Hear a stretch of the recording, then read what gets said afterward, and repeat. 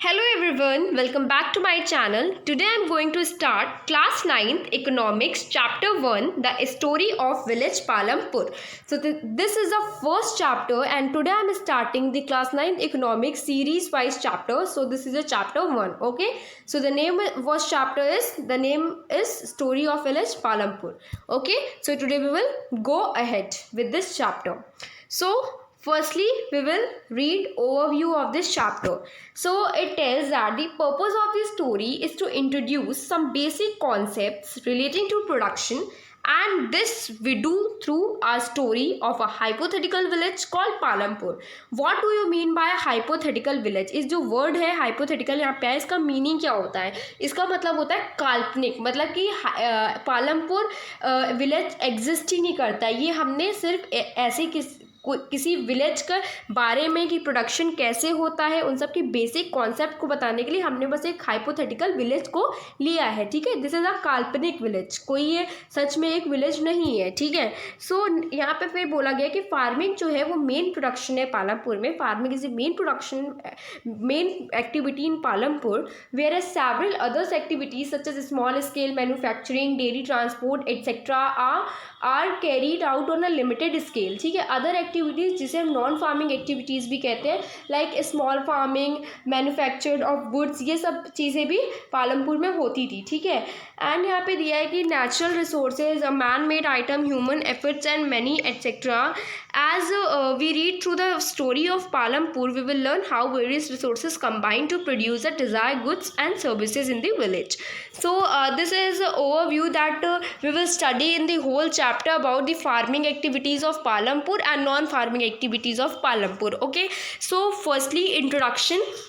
We will start from introduction. So firstly it gives the introduction of Palampur. How is Palampur? Okay, so I am reading from here, just be concentrate here. Palampur is a well connected with neighboring villages and towns. Palampur एक well connected neighboring villages and towns का है.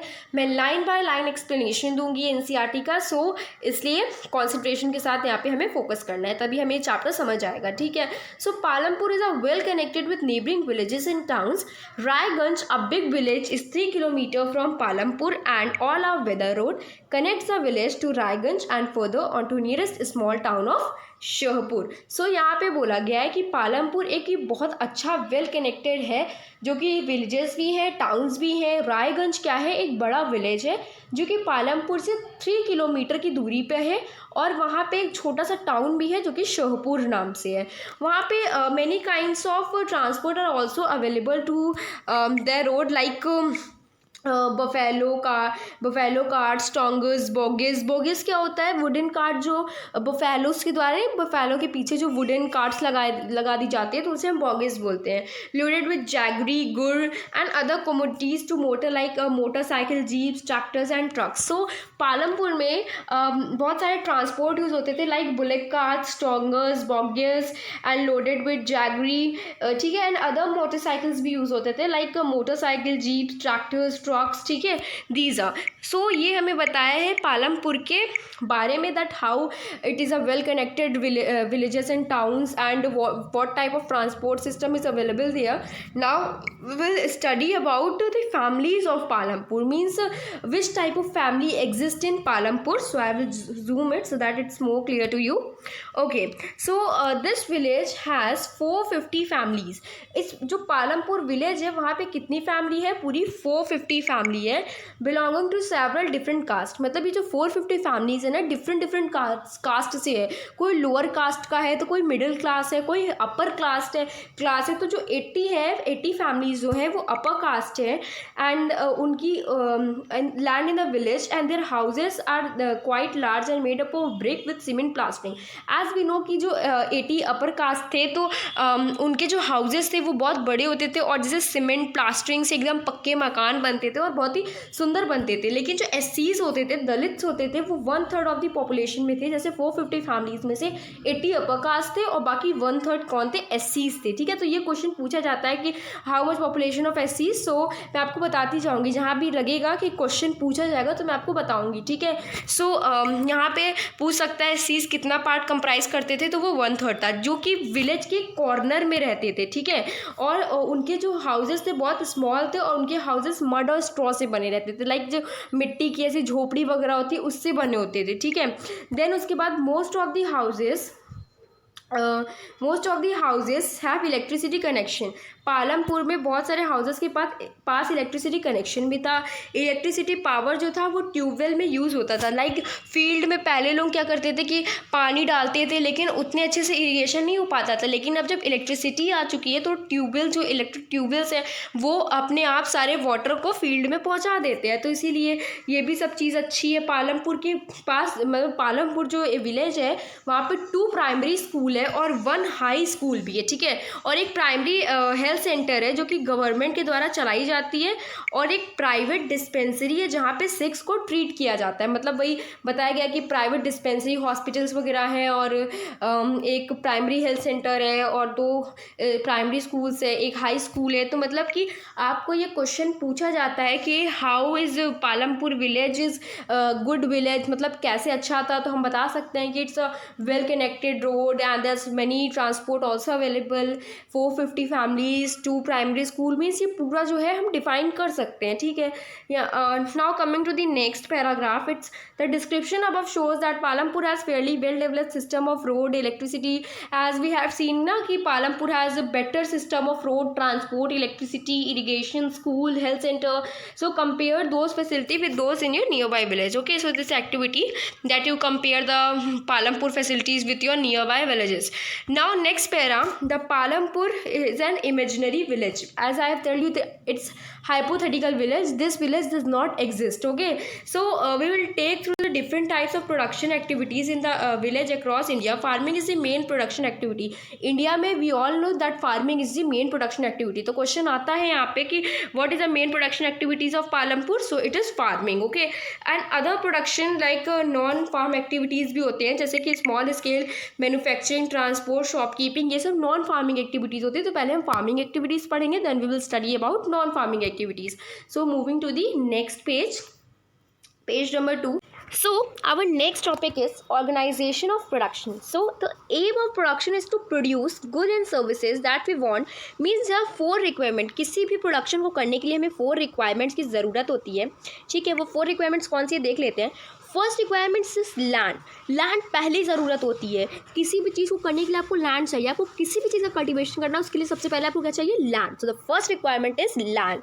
Second requirement क्या होती है, labour. किसी भी land आपने ले लिया, अब उस लैंड पे जब आपको किसी से वर्क करवाना है तो उसके लिए आपको लेबर चाहिए होगा। सो सेकेंड रिक्वायरमेंट क्या होती है, labour. So people who will do works and production activity, कुछ लेबर्स होते हैं वो हाईली एजुकेटेड मांगते हैं कुछ चीज़ों में, और कुछ मैनुअल लेबर्स भी मांगते हैं। लेकिन जो हाईली एजुकेटेड लेबर होता है, मैनुअल लेबर, दोनों ही नेसेसरी होते हैं प्रोडक्शन के लिए।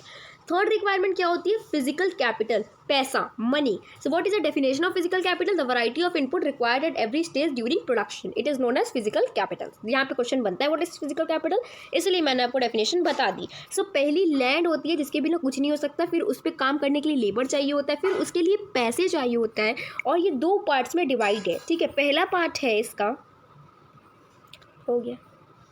Now it is divided into 2 parts. Okay, तो फर्स्ट पार्ट है टूल्स, मशीनरी, बिल्डिंग्स। अब जैसे कि प्रोडक्शन में बहुत सारी फार्म मशीनरी यूज़ होती है। अब जैसे कोई भी औजार यूज़ होता है, कोई भी टूल्स, मशीन या बिल्डिंग्स, अगर मतलब कि कोई भी मशीन या टूल्स कुछ भी यूज़ होता है, तो वो प्रोडक्शन में क्या हम एक बार उसको यूज़ करके फेंक देते हैं, नहीं। किसी भी औजार को हम बहुत बार यूज़ करते हैं तो उसको हम फिक्स कैपिटल बोलते हैं। और वेयर एज वर्किंग कैपिटल हम बोलते हैं raw material and money in hand is called working capital. अब प्रोडक्शन में बहुत सारे रॉ मटेरियल लगते हैं। ठीक है, जैसे कि यार्न यूज द वीवर और क्ले यूज बाय पॉटर। अब पॉटर्स फार्मर्स लोग क्ले यूज़ करते हैं, वैसे जो मनी होता है is always required during production.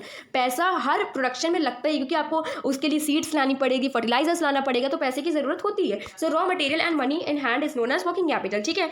अब उसके बाद है fourth requirement and the last requirement, that is human capital. So there is a fourth requirement too, you will need knowledge and enterprise. अब आप किसी भी प्रोडक्शन को करोगे तो उसके लिए आपको नॉलेज होना बहुत जरूरी है। Without knowledge you do not do anything. आपको कैसे पता रहेगा कि कौन सा फर्टिलाइजर लाना पड़ेगा या कौन से सीड्स के लिए कैसा मैन्योर ठीक है, तो इस सब के लिए आपको एजुकेटेड होना चाहिए। तो इसीलिए जो फोर्थ रिक्वायरमेंट होती है वो होती है ह्यूमन की कैपिटल, ठीक है। अब उसके बाद नेक्स्ट हमारे पास है every production is organized by combining land, labor, physical capital, human capital, which are known as factor of production. यहाँ से आपका क्वेश्चन बनता है कि what is factor of production? So when we combine the land, labor, physical capital and human capital, then this is known as factor of production.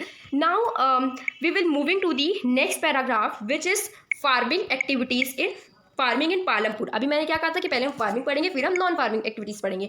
So this is farming. Farming में क्या होती है, land is fixed, पहली heading है हमारी land is fixed. इसको हम read करते हैं। Farming is the main activity in farming is the main production activity in Palampur. जैसा कि हम इसको 3 बार से पढ़े कि जो फार्मिंग होती है वो मेन प्रोडक्शन एक्टिविटी होती है किसकी, पालमपुर में। 75% of the people who are working are dependent on farming for the livelihood. जो 75% ऑफ मेजॉरिटी है ना वो सब फार्मिंग पे ही डिपेंडेंट है, ठीक है। दे कुड बी फार्मर्स और फार्म लेबरर्स, ये फार्मर या फार्म लेबर सब क्या है, 75% लोग सब फार्मिंग पे ही डिपेंड है। जो वेल बीइंग होते हैं those who clearly related to production on the farms, ठीक है। But remember that there is a basic constraint in raising farm production, land area under cultivation practically fixed.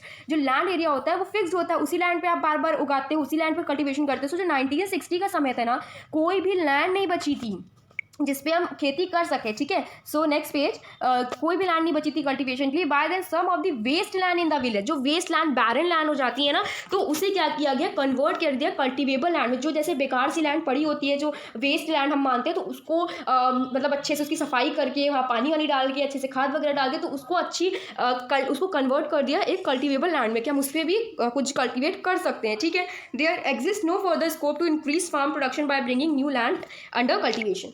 यहाँ पे हमें एक बॉक्स दिया हुआ है, ये जिसे हमें क्या करना है, रीड करना है। So this is I am reading the standard unit of measuring land is hectares. So यहाँ भी आपका जो है क्वेश्चन बनता है कि what is the standard unit of measuring land. So it is hectares, okay, this is hectares. Through in the village you may find land area being discuss, जो कि बीघा और गुंटा, ये जो होती है ना बीघा वगैरह, ये सब यूनिट होती है लैंड को, विलेजेस में जो लैंड को मेजर करते हैं तो ये सब यूनिट्स होती हैं, ठीक है। अब 1 हेक्टेयर जो होता है वो equal to a area under square with in 1 side of measuring 100 metre, ठीक है। Now his activity can you compare, so it's not important. So we have read the first heading. Now we will move to the second heading, which is there a way one can grow more from the same land? क्या कोई और भी तरीका है जिससे हम एक ही land पे 2-3 क्रॉप्स उगा सकते हैं, वो भी एक साल में? तो ऐसा रीज़न है, हाँ, हम इस पैराग्राफ में पढ़ेंगे। ऐसा रीज़न होता है कि हम एक ही लैंड पे 2-3 क्रॉप्स उगा सकते हैं, कल्टिवेट कर सकते हैं। So in the kind of crops grown in facility available, Palampur would resemble a village of western part of the state of Uttar Pradesh. Palampur कहाँ पे है, उत्तर प्रदेश के वेस्टर्न पार्ट में, ठीक है। वैसे तो ये हाइपोथेटिकल विलेज है, लेकिन इसकी ऐसे ही हमने लोकेशन बता दी गई है, बुक में इसकी लोकेशन बताई हुई है। So all land is cultivated in Palampur, सारी लैंड जो है पालमपुर में ही कल्टीवेट होती है, कोई भी लैंड बची ही नहीं है जो अभी तक जिसपे कोई कल्टीवेट ना कर रहा हो कुछ भी। So during the rainy season, जिसे हम खरीफ सीजन बोलते हैं, हम पहले से पढ़ते आ रहे हैं, farmer grow jowar and bajra. Farmers क्या ग्रो करते हैं, ज्वार और बाजरा ग्रो करते हैं। These plants are use as cattle feed. और कुछ जो होते हैं कल्टीवेशन और पोटैटो करते हैं, पोटैटो का कल्टीवेशन अक्टूबर एंड दिसंबर में होता है, ठीक है। और इन द विंटर सीजन में क्या होता है कि जो रबी, जिसे हम रबी सीजन कहते हैं, तो विंटर सीजन में जो फील्ड्स होती हैं वो वीट के द्वारा शोन की जाती है। मतलब कि आपकी खरीफ रेनी सीजन में तो ज्वार और बाजरा से की जाती है, लेकिन विंटर सीजन में आपकी वीट उगाई जाती है, ठीक है। Wheat produce, farmer keep enough wheat for the family consumption and sell the surplus wheat product at market at Raigarh. अब यहाँ पे एक न्यू वर्ड आया है जो कि है surplus. What is surplus? Surplus वो होता है जैसे कि फार्मर्स ने जो है कल्टीवेशन किया, अब उन्होंने जैसे गेहूँ उगाया, वीट उगाया, तो वीट बहुत ज़्यादा उगा है, तो उन्होंने जितना उनको यूज़ करना है उन्होंने उतना वीट अपने पास रखे और बाकी जितना बचा है उसे रायगंज के विलेज में क्या किया, सोल्ड कर दिया। So the part of the, और थोड़ा सा पार्ट जो है वो शुगर केन के लिए भी रखा जाता है, is also harvested once every year, जो कि शुगर केन क्या होता है एक साल में एक बार ही होता है, तो इसलिए थोड़ा सा लैंड शुगर केन के लिए बचाया जाता है और जिससे हम जैगरी प्रोड्यूस करते हैं। एज वी ऑल नो कि शुगर केन से जैगरी प्रोड्यूस होता है, ठीक है। यहाँ पे देखिए this is wheat, this is bajra, this is sugarcane and this is potato है, pictures of different crops. Okay, so the main reason why farmers are able to grow 3 different crops in a year. अब देखिए जैसे कि एक ही land है लेकिन बारिश के सीजन में फार्मर्स जो है ज्वार बाजरा उगा रहे हैं और दिसंबर और अक्टूबर में पोटैटो उगा रहे हैं, कल्टीवेट कर रहे हैं, और फिर उसके बाद विंटर सीजन में वीट शोन कर रहे हैं, तो मतलब एक ही साल में 3 क्रॉप्स उगा ले रहे हैं। इसका मेन रीजन है due to well developed system of irrigation. अब इरिगेशन अच्छा है तो सारी जमीनों में अच्छा पानी है, तो इस वजह से ढेर सारे क्रॉप्स उग रहे हैं और इलेक्ट्रिसिटी भी पालमपुर में जल्दी आ गई, जिसकी वजह से इरिगेशन सिस्टम जल्दी पालमपुर में हो गया और इस वजह से जो फार्मर्स है अब वो वाटर वेल से नहीं निकाल डालते हैं, खुद वाटर जो है इरिगेट कर देता है मच एरिया, जो कि अब फार्मर्स के लिए बहुत आसानी हो गई है। And the first few tube wells were installed by government. कुछ ट्यूबवेल्स जो है गवर्नमेंट इंस्टॉल करवाए थे, लेकिन उसके बाद लोगों ने अपने प्राइवेट ट्यूबवेल्स स्टार्ट कर दिए इंस्टॉल कराना और मिड के 1970 में 2 हेक्टेयर से ज़्यादा लैंड इरीगेट हो चुकी थी, ठीक है। तो कितनी अच्छी बात है। अब उसके बाद है कि not all the villages in India have such high level of irrigation. हर जगह इंडिया में इतना हाई लेवल ऑफ इरीगेशन का सिस्टम है ही नहीं, apart from the riverine plains, ठीक है। रिवराइन प्लेन्स क्या होती है? ऐसी प्लेन जो कि when the velocity of river decreases then they form the riverine plain, ठीक है, riverine plain। so coastal region और our country में जो है वेल इरीगेटेड सिस्टम उतना नहीं है। डेक्कन प्लेटू के पास लो लेवल ऑफ इरीगेशन और टोटल कल्टीवेशन जो है इंडिया में वो लेस देन 40% इरीगेटेड है। आज भी 40% इरीगेटेड है, ठीक है, सिर्फ इंडिया सिर्फ 40%। Now to grow So as last paragraph that to grow more than one crop on a piece of land during the year is known as multiple cropping, means एक ही साल में एक ही लैंड पे, जैसे ये एक लैंड है उसी पे हमने एक ही साल में कभी हमने बारिश के सीज़न में कोई और हमने ज्वार बाजरा उगाया, फिर हमने जो है अक्टूबर दिसंबर में पोटैटो कल्टीवेट किया, फिर उसके बाद हमने ठंडी के सीज़न में वीट उगाया। तो मतलब कि एक ही साल में एक ही लैंड पे अलग अलग क्रॉप उगा देना उसे हम मल्टीपल क्रॉपिंग कहते हैं, जिसकी वजह से फार्मर जो है अब बहुत सारे क्रॉप्स उगा सकते हैं, ठीक है। So that's it in this video. I will explain further in my next video. So for seeing the explanation of from further, you have to see my part 2. So I will upload the part 2 as soon as possible. So for studying further, you have to see the part 2. Thank you so much. And if you understand these pages, so please like to my video and share it with your friends so that they can also study this chapter very well. So we will meet in the part 2. Thank you so much for today. That's it. Thank you. Bye.